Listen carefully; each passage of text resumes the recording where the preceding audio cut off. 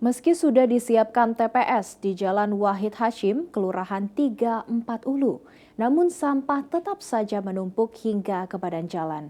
Hal tersebut dikeluhkan warga karena mengganggu aktivitas sehari-hari.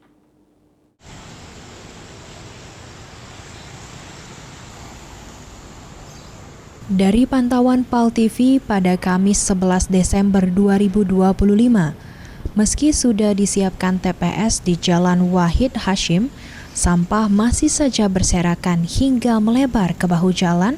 Hal tersebut dikeluhkan warga. Salah satu warga, Emi, mengatakan banyaknya sampah yang dibuang di luar TPS yang telah disediakan, bahkan hingga ke badan jalan, membuat lingkungan tampak kumuh dan mengganggu kelancaran aktivitas warga maupun pengendara. Macet oleh sampah, buang sampah oleh mobil sampah tengah jalan. Ini seberang Ulus 1 ini ditambah lagi bak sampah.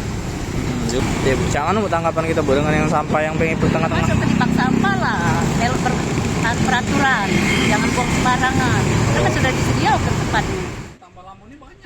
Camat Seberang Ulus 1 Mukhtiar Hijrun mengatakan, penumpukan ini dipicu rendahnya kesadaran sebagian warga untuk membuang sampah pada tempatnya. Operasional pengangkutan juga terhambat karena armada Dinas Lingkungan Hidup sedang mengalami kerusakan, sehingga sampah tidak terangkut secara optimal. Memang biasanya sehari itu dua rit ya, pagi sama sore diambil. Tapi karena ada kerusakan kendaraan, jadi ya kendaraan yang satunya jadi cuma sekali diambil. Tapi nanti akan diusulkan dengan Pak UPTD pengalihan. Yang perlu diedukasi juga ya, masyarakatnya kadang dia mungkin buru-buru mau kerja, atau juga mungkin dia ada tahan bau, akhirnya dia dilempar. Tapi sebenarnya itu salah.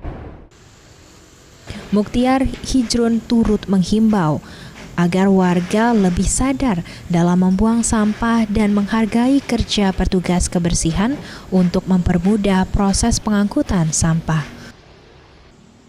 Muhammad Aidil, PAL TV.